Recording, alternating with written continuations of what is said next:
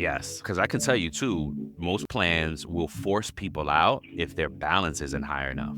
Yeah, Because it's basically, I don't know, I guess it's supposed to incentivize you to contribute more and get your balance up. But if you're low, you don't make a lot of money, it may take you a while yeah. to get there. And Can't then next thing afford you to. know, Yeah. yeah, you can't afford. And I get it. The argument is you can't afford not to, but still, it takes folks time to understand all this. And then to Uh-huh. do it is like another thing. So you get penalized if you don't keep a high enough balance. So this is what it's saying is like portability, especially going from one job to the next. Welcome back, folks. This is episode 31 of It's About Your Paycheck. We're talking about the Secure 2.0 Act today. It's basically some amendments to the 401k Act that are in employees' favor. So it's some good info for us to know, especially if you take advantage of 401k. But before we get too deep into that, how you doing today, sir? I'm good, man. How about you? It's another Sunday for us, Yeah, another man. day of another opportunity to do this, what we Yep. love, Yeah, share word, information. word. So I'm good, man. How about you? I'm good, man. Same here. I'm feeling good, man. I'm in a good place. Still a lot of work to do for ourselves and our regular jobs and this job as we talk to things, Uh-huh. but I'm feeling good, man. I'm feeling really good. And that saying, "This too shall pass," is what is ringing out. Like, yes, it passed. It passed. I went through a really tough spot, just overwhelmed with work and life and things. And I was just like paralyzed for a bit. It happens, right? We're human. You know what I mean? Yep. You're on a new Difference, man. different seasons, right? You're in a new season, a new chapter of your life in GA Yep. now, the Yep. dirty, Pretty dirty style, yeah. South, and you liking it, right? How you like Yeah, GA I so love I far? love it. I love it so far, man. It's totally different. It's not too hot, so there is some heat, Yeah, I do but it's like not that as hot too. as South Florida and Oh stuff, but gosh, it's yeah. still nice, man. The community I'm in is nice. In fact, I wasn't able to go over there today, but the office is doing like a brunch for the residents, like Oh shrimp and dang, grits and different stuff like that. dang, Yeah. dang! You So wasn't able like, to go get a plate. You didn't have time. nah, What it's time did going they? on right now. Dang, man, we could have. Dude, I wouldn't have missed no shrimp and grits. Now I love shrimp and grits. That's too. It's funny. Yeah. So That's that's it, cool, bro. man. That's what's up. That's just up. Little things like that. Yeah, man, make a big difference. Yeah, what else, man? You want to get into pay news? Anything else you want to share? We're sharing. Now let's get into it, man. Let's get into it. What you got for us? So I have something from AARP.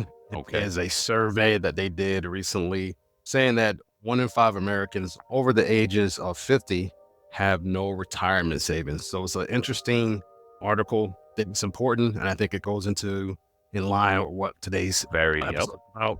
Yep. So yeah, I'll get into it. There's areas I'm gonna touch on. I won't Okay. go too deep into those, as I always say, but just talk through it real quick. Yes. So number one, there was some retirement savings statistics that they did, right?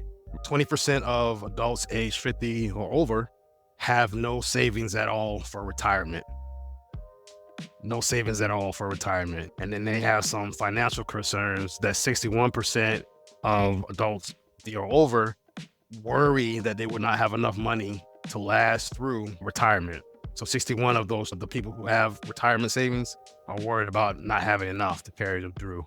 Yeah. And some gender disparities, right? Amongst men, 40% of men saving for retirement feel that they are saving enough compared to only 30% of women. Number two, financial security challenges. So there's a decline in the financial security that people feel. The growing perception of financial insecurity among men, with 42% describing that their situation as fair or poor, which is up from 34% in early 2022.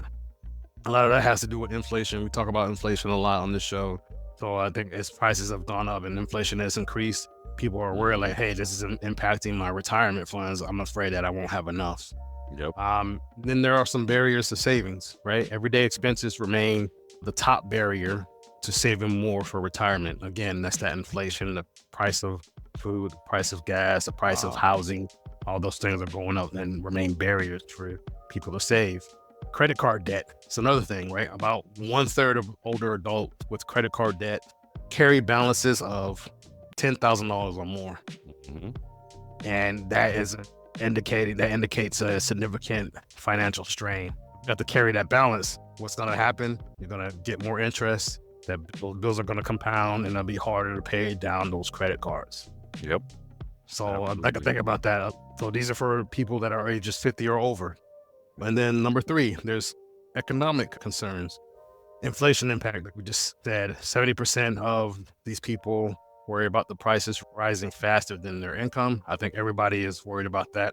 Yep. Basic expenses, 37% worry about covering basic expenses like food, housing, while 26% are concerned about their family caregiving costs.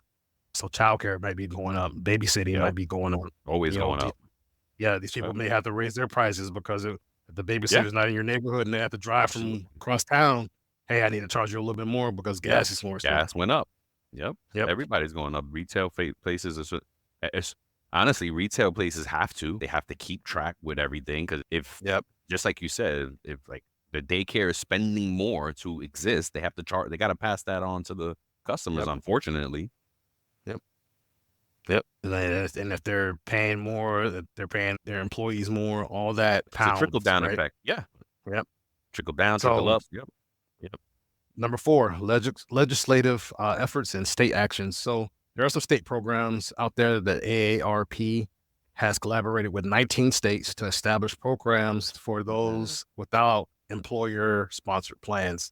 So there's federal legislation out there, like the Retirement Savings for Americans Act of 2023 and the Automatic IRA Act of 2024 to expand those retirement security initiatives. There's some auto IRA programs out there too. 8 states currently have operational auto IRA programs, and 10 others have passed legislations and various stages of implementation. So there's some states like California, I know is one of them. They have an auto IRA program they require employers to automatically sign their employees into. Yeah, it's also part of the Secure 2.0 Act that we're going to talk a little bit about. Yep. And then last but not least, number 5, this is calls for action. AARP emphasizes the need for swift congressional action to support older Americans financially and ensure widespread access to retirement savings options. Access to workplace retirement plans significantly increases retirement savings likelihood, yet a large portion of Americans lack such access. So that's it, man. I think it's a great article. There's way more detail in there, and you can find out way more. It'll be in the show notes once we post this episode. And that's all I have. What do you got, man?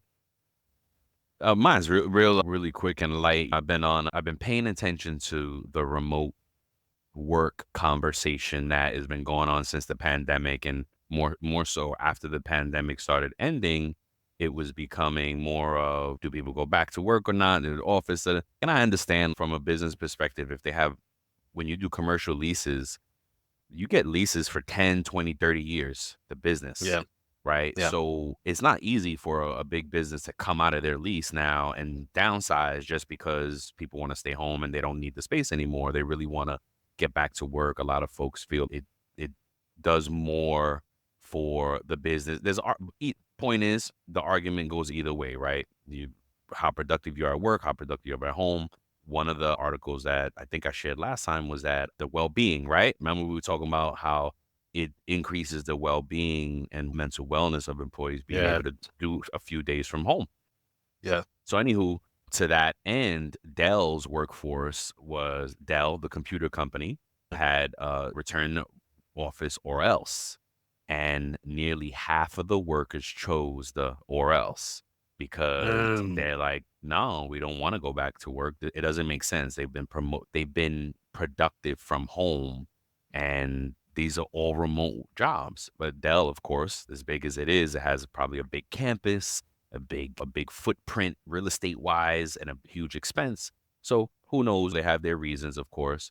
But the workers stood up and they were like, no, we're not coming back. They do have to, you read the article and in the show notes and whatnot, and it goes into kind of some of the things that they're willing to give up to stay home. Yeah. And wasn't one of those things like it's like promotions? Yes. That's exactly right. they agree that they can no longer be promoted or hired into new roles within the company. Wow. It's crazy, and my guess is that's gonna change, right? Because that's not retention, because what if you have one of your best teams is home? So now the whole t basically, they're just buying time to leave, because if you've been working for Dell for past 5, 10 years and you're a productive Mhm. achiever, earner, you're just gonna go put your resume on the market and go leave, because guess what? Dell was short-sighted, but People these companies have to understand, right? COVID changed it yep, forever, right? Of the workforce. So hybrid remote work is here to stay, right? yep, And these people, plenty of other Americans have had to shift and completely overhaul their lives in yep, order to fit their work schedule. And now that they've done it, they're like, I don't want to go back. It works for me. I'm this saving more works. money. You know, Yeah. it's better for me in my life. It's more Yes. accessible for me and my kids. Yep. I'm able to pick them up when I need to or Especially if you whatever. have a family. Yes, man, You know what I'm saying? especially. So I think there definitely needs to be some more considerations. That I feel like they gave a lot, like the promotions, like no longer being promoted internally. It Look, this is just the beginning of it. It could change, Yeah. because I promise you, there's a HR person there saying this is not right. You know what I Mhm. mean? And they may not have won the argument the first time, but now they'll have numbers to build their case study over Yeah. the next few years. Because guess what? These people who decided to stay at home, they probably now they're gonna see the attrition rates. They're gonna be like, look, everybody who decided to stay at home, 50% are gone now. Folks, we live in a crazy world, and with each new headline, it is harder and harder to find the signal through the noise and understand if that annoying wannabe keyboard warrior in your office is actually a national security expert or just blowing smoke. Do you want to know the truth? Well, come join us on the At the Water's Edge podcast, hosted by retired Green Beret turned geopolitical analyst Scott Kelly, where we explore insights beyond the headlines to take a practitioner's view on national security and geopolitics. Join us at the At the Water's Edge podcast. It's gonna be like they're gonna see those numbers of people leaving, and they're gonna say, "Look, everybody who stood home, 50% of them left. Now what? Do you still think it's a good idea?" Oh, and in the article it says many interviewed admitted that they were looking for other work at other companies that aren't trying to corral employees back into the office. Wow. So that it's a short win for them, because they get to stay home and now they get to look for another job while they're home. So what are you really doing? You letting good talent leave. Yeah. It doesn't make any sense. One person, they'd spoken with colleagues who had chosen to go hybrid. Those colleagues reported doing work in mostly empty offices, punctuated with video calls, and people who were in mostly empty offices, basically.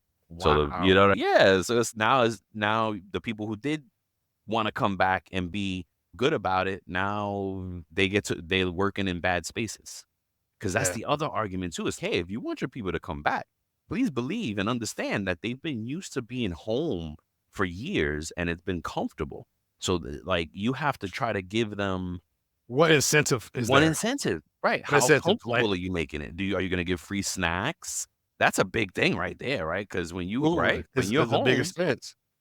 I get to walk 5 feet here and I have a gourmet kitchen at home. Like you got to do.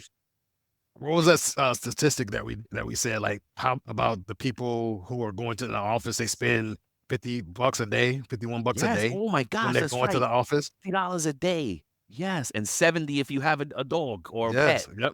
Yep. That's nuts. That's Yeah, it's nuts. crazy. Yeah, exactly. They save a ton of money. And again, if you have a family, the way you get to I had a friend that posted on Facebook the other day, and I don't understand how I gotta drop my kid off at 8 to be work at 9, and then the kid gets out at 2, but I don't get out till 5. Like, how does that work? Make that Yep. make sense. You know what I mean? So it's different, man. It's different, and I think again, I'm glad to see now that the wave of media is in support of hybrid and remote, Mhm. because the Yep. media that I was seeing before was supporting the big businesses about getting them back Yeah. to work. So yeah, that was mine for today. All Thank right. you for That's letting me great. That's spill. great stuff, man. I think before we get into our sponsor message here, but the Yep, wonderful Time Track Go, yep, I think that some of it may be because these companies have these leases for these buildings. Nobody's going in to the yep. building, so they're just That's what like, it is. Yep, yep, yeah, and it's a lot of money. It's a lot of money. They were going through the same thing in Manhattan because it changes even the landscape of retail business. Because in Manhattan is a great example of this type of experience, experiment or impact or effect or whatever. Because Manhattan is only like 1 million residents, but during the day it swells to 3 million people there. So 2 million people commute into Manhattan to work. So That's think about crazy. the businesses, and there's parts of Manhattan that are very business only. Yeah. And if you try to, like, the restaurants and places around there, they're only open when 9 to 5, Monday through Friday. And they support the people who are coming in to commute. So those businesses are suffering also. So that, like, I get there's an argument on both sides, but don't make stuff up either. Don't make up Yeah, things that aren't true to support I your get it. argument. I get it. I get it. So yeah, so let's get into a word from our sponsor here. And this is a great example of how these things are sometimes tough, because I was sharing with Wall over the past few days that I was actually reading this wrong. And this change for effective July 1 and effective January 1, 2025, there will be 2 increases, one on July 1 and one on January 1. The current salary threshold for exempt employees is 35K and change right now. But it's going to go up to $43,888 on July 1st. And then it's going to go up again to $58,656 on January 1st of 2025. TimeTrakGO rightfully was putting out there a free month to attract folks to, or not attract folks, they're putting out a free month for anybody who's wanting to test the system out, because now you may have more employees that are due overtime. And Yep. Walt's going to get into a little bit more of that. But again, effective July 1, it goes from 35 to 43. And then effective January 1, it goes from 43 to 58. That's a big impact. Yep. It's a huge impact. It's right around the corner. So like Brian was speaking to, that means that millions of workers potentially going to be required to track their time and attendance now. Whether you're new to time tracking or you're just looking for a change, TimeTrakGO provides a simply better solution that can definitely have you up and running in a matter of minutes. If you follow our link in the episode notes, then you'll get your first month free. So don't miss out. Take advantage of the special offer. Use the link in the show notes to start your 14-day free trial in the month of June to get that first month free. So you can go to, if you want to learn more, you can go to www.timetrakgo.com. That's www.timetrakgo.com. Or you can call 888-321-9922. Let's go. Let's go. Yeah, man. All right. So we're going to get into it. We're talking about the Secure 2.0 Act today. And basically, what is Secure 2.0? Folks will be like, what? It's formally known as the Securing a Strong Retirement Act of 2022. And it's a piece of legislation aimed at enhancing and expanding retirement saving opportunities for Americans, right? We know America, 80% of Americans now live paycheck to paycheck. Like Walt just reported here, folks over 50 don't have enough retirement funds. Like we've reported, 60% of Americans don't have an emergency savings account for at least $1,000. Like all these things that are stacked against us as Americans as far as saving money. So the government came out to push it along and force things a little bit, just a little tweaks. And I was reading a little bit about it before the show, and they didn't get everything they wanted. So there's a lot of with all these legislation things, there's always like they want 20 things and they might get 4. That was part of it, but we're going to cover some of the things that they actually did get as far as in the 2.0 Act. And again, it builds upon the original Secure Act, setting every community up for Retirement Enhancement Act, Secure. Oh, this is great. Your acronyms, you love it. And that was originally passed in 2019. And then they are following up with this, right? Yeah. Look, how many did we got here? 9. 9. First 4 or 5, and then I finish it off. Sure do. Secure Act 2.0, recent legislative update, introduces several key changes aimed at enhancing the retirement system in the United States. And here's a breakdown. So the first one is called RMD changes. The age Basically, the age for starting required minimum distributions, RMD, from retirement accounts increased from, it looked like a decrease, but the way they word is increased from 73 to 72. So I guess down from the age of 73 down to 72, which is still high. Like, anywho, this delay allows retirees more time to grow their retirement savings before mandatory withdrawal. Okay, no, so it did go up. It went to 73, then it was at 72, it went to 73. Basically, if you stay in the account so long at a certain age, they require you to take the distributions out because it's built for retirement. It's not there. It's not a lifetime savings account. And then the penalties for not taking RMDs were reduced from 20 to 25% from 50%. Isn't that crazy? Because, but it says if corrected promptly. Yeah, if corrected promptly, yeah. Roth accounts and employer plans will be exempt from the RMDs. The BARF.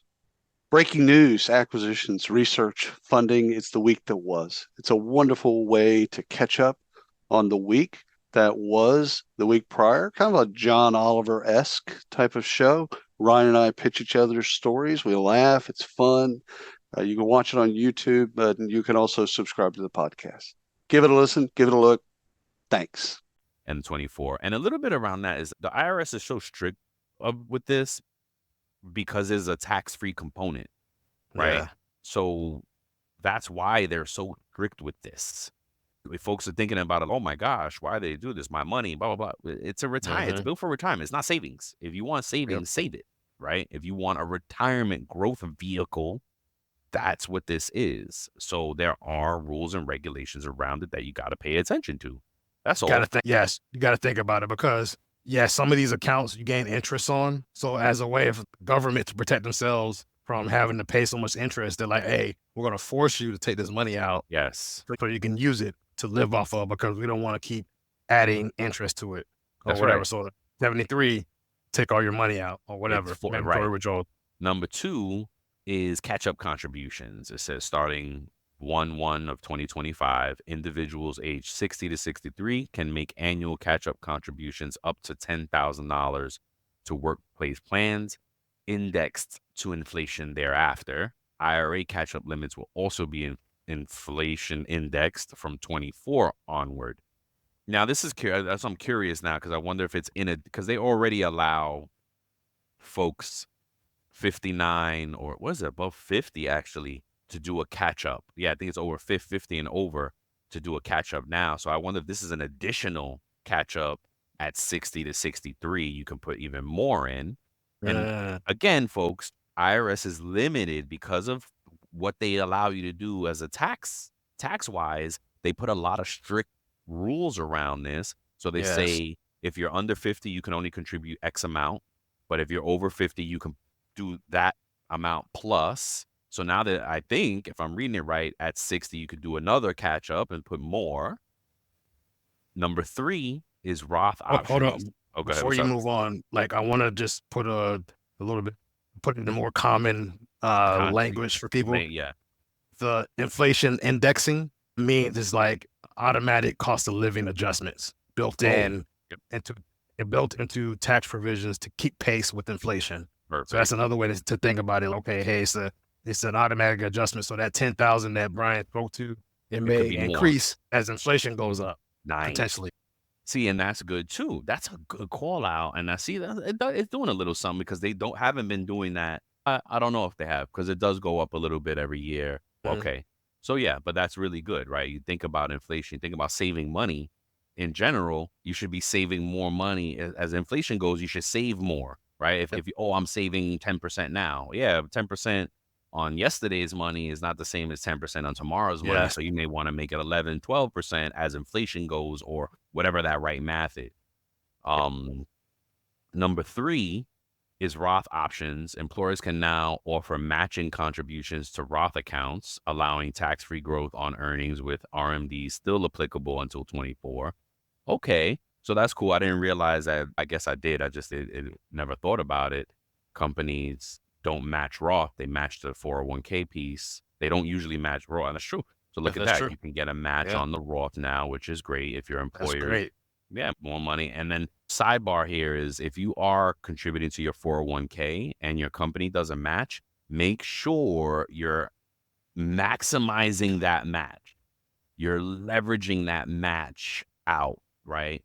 Yeah. Meaning don't leave any money unmatched, basically. So think about get the calculation and understand, okay, wait a minute, I could do Yeah. 5%. They only match, for instance, they may only match up to the first 5% of what you contribute.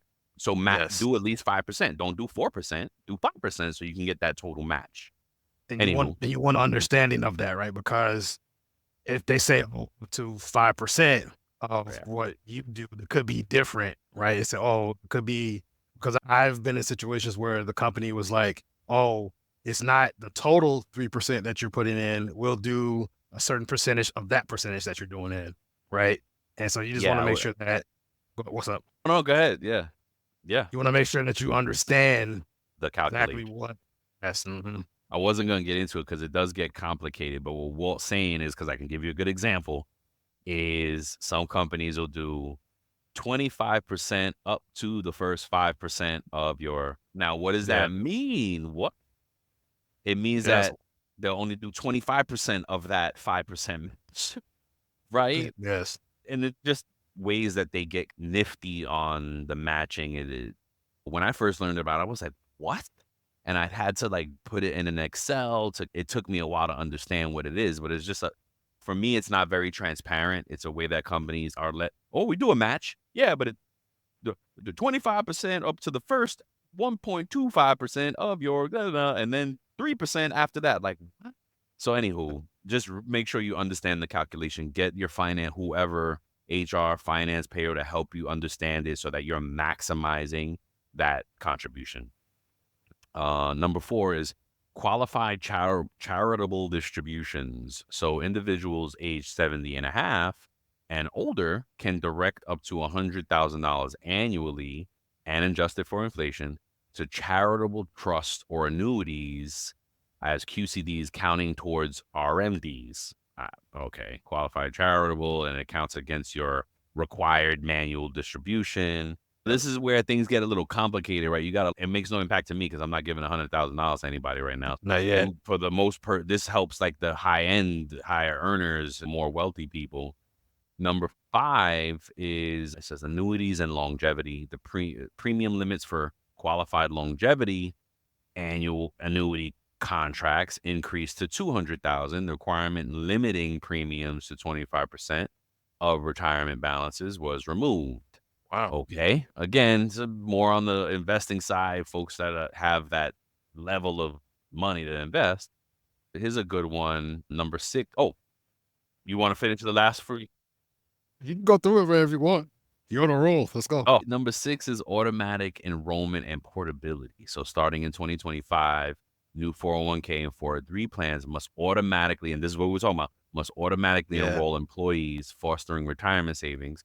Automatic plan portability allows transferring low balance accounts when changing jobs. Okay, really. See, Okay. now this one is Oh, more for that everyday person, I believe, yeah.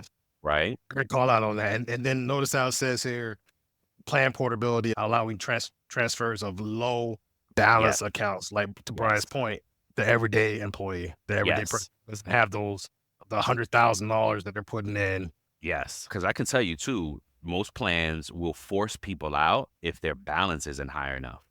Ugh. Because it's basically, I don't know, I guess it's supposed to incentivize you to contribute more and get your balance up.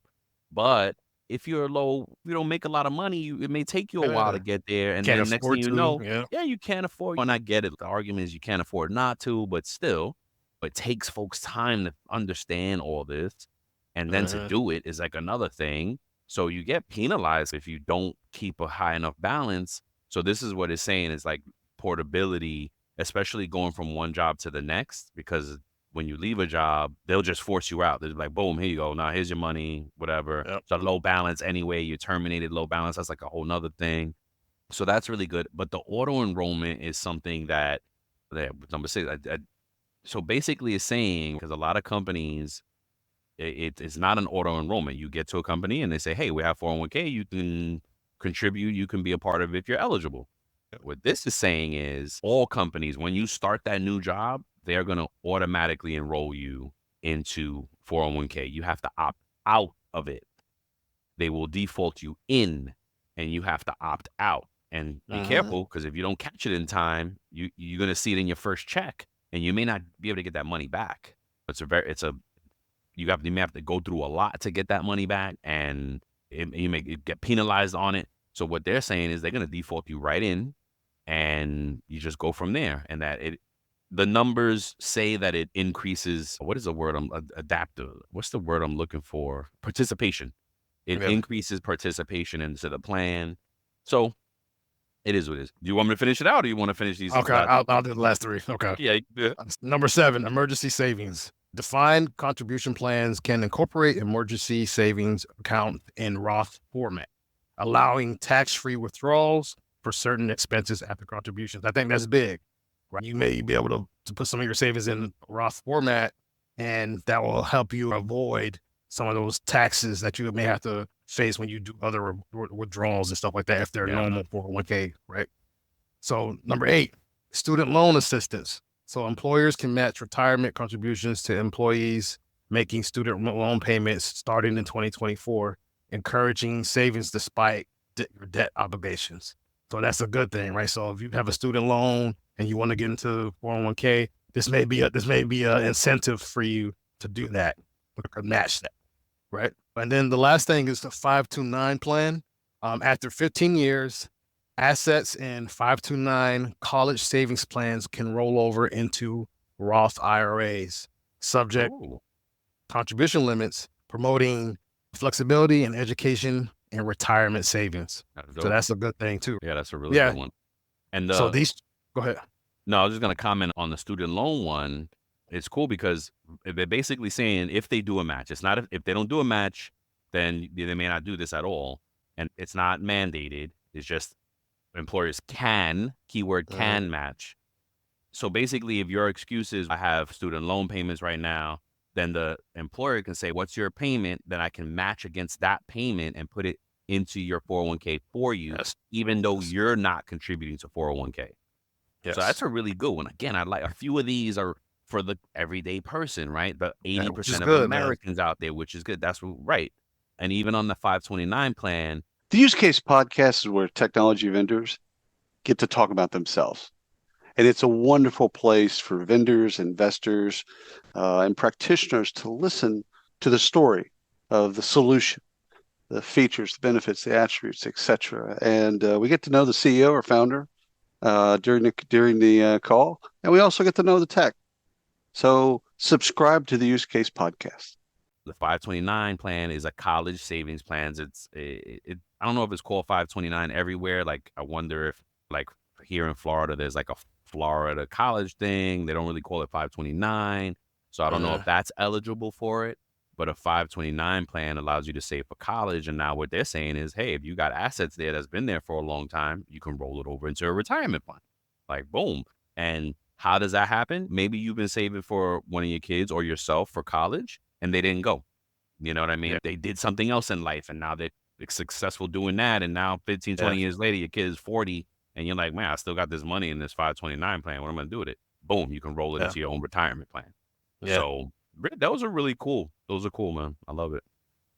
Yeah, so it's a great thing. These changes aim to bolster retirement preparedness by adjusting savings initiatives, facilitating easier transition between jobs, and encouraging broader participation in retirement planning through innovative savings mechanisms, right? So your personalized guidance on navigating these changes, you want to consult a financial advisor. Yes. So that's something that's highly recommended. Before we end this episode, so let me ask you, Brian, should companies and or the government force Americans to save for retirement beyond any current measures that are already in place?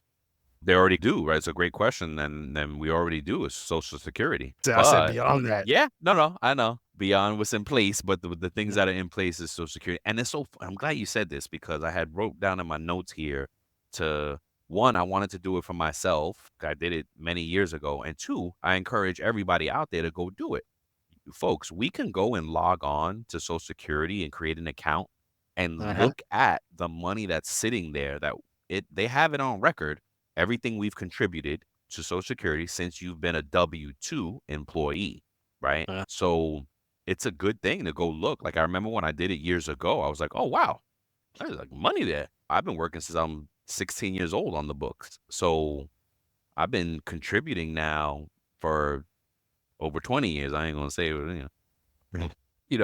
so no, real talk, 30 years I've been contributing to the plan already. And I'm like, wait a minute, I gotta go see how much is in there now. And yep. basically they tell you what you would get at retirement. They give you projection. They even tell you now too, because some things force you, disability can force retirement early, and then you can tap into your Social Security. And it says like, all right, if you retired right now, you would get this. But if you retire at this Uh-huh. age, you'd get that. So it's a good tool so that we don't feel like our money is just going into the abyss. It's there. Yes. It's being accounted. It's being tracked. You can go and log in and look at your account. So I urge folks to do that. And then back to the Safe Talk question, should companies or the government force Americans to save beyond what they're already doing? That's a tough one for me because if I believe in the capitalistic system, no, they shouldn't. They already did it. That's your mechanism, and beyond that, you should be saving yourself. You should be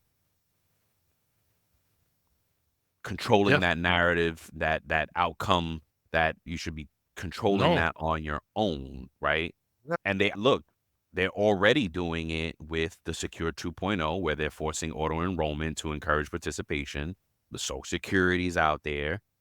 Beyond that, I think they're already doing it. What do you think? No, I agree with you. I think the answer, we had to say yes or no. I think the answer is no. I do think the government and employers should do better at educating the employees. Yes. Making sure that those of you, even us included, who are listening to this show right now, that we understand fully the benefits and the results of being prepared for retirement. Because I think there needs to be a more emphasis on that. Now, should you be forced to do anything? Heck no. Right. Ultimately, our responsibility to save for our retirement. Ultimately, that's our responsibility to make sure that we're doing what we're supposed to do. And honestly, if you think about it, government did force us to do something. They haven't managed Social Security well. To your point, they haven't managed that well, which is why they say Social Security is running out. And to go see your balance, go to www.ssa.gov and you create an account there, and you'll be able to see your stats there. And it'll give you projections on when you may want to retire and how much monthly you would get. Yes, my answer is the same as yours. No. Yeah. Yeah, I hear you. Because I think if we say yes, we're moving more towards a socialistic, communist, dictator, those words where I'm not a big politician. I don't know politics, but when forced things are, that makes me think more of that. And that's not what capitalism is. And that's not what America was built on, in my opinion, my knowledge, my novice opinion and knowledge of things. Yeah. But look, like you said, companies don't do a good job, and the government, education wise, they do the bare minimum. But you know what? That's an opportunity for us and shows like this to kind of keep that conversation going and helping folks understand what they can do. And the disclaimers that we always talk about, folks, we're not an expert on any of these one things. We're just want to give you enough to be curious and spark that curiosity and spark that motivation to go, wait, I need to go research a little bit of this and get savvy on this stuff. And there's no excuses these days, because honestly, if you start searching on your TikTok, where we spend most of our time anyway, you'll start getting good information there. There's info there. There's other folks like us putting out things on retirement, Social Security, investing, and things like that. There's no reason for us to be ignorant anymore. The information is there. So I'm going to be transparent to my own personal account, because I just logged in and everything, right? Dang, that was quick. So no, I already had an account. Okay. If I was to retire by the age of 62, which is 20 years for me. So if I was to retire in 20 years, that would only This is the emphasis of why it's important for us to manage our own finances accordingly, right? Not just to lean on Social Security. If I was to retire at the age of 62, I would only get $2,400 a month. Damn. So that's why it's important. Yeah, that's why it's important for you to manage your finances right now.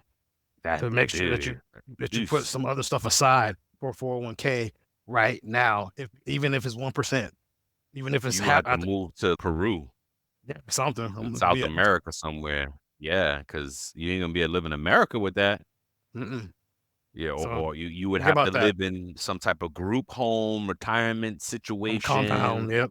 Live with a bunch of friends. For real, bunch of old friends. You need a nurse on. So it's something to think about. So really consider that and really understand how important it is for you to have other means of savings and retirement in place. Remember that stat. People who are the age 50 or older, a lot of them are concerned that they don't have enough money right now. I'm looking 50 right in the face. Yeah, me too. Yep. No, we got to get on our grind, man. So, yes, little things like, hey, look, exactly, folks. We're just giving you enough to go out there and be curious and get things together for yourself. Until the next time, I hope you like the show. We love you. Peace.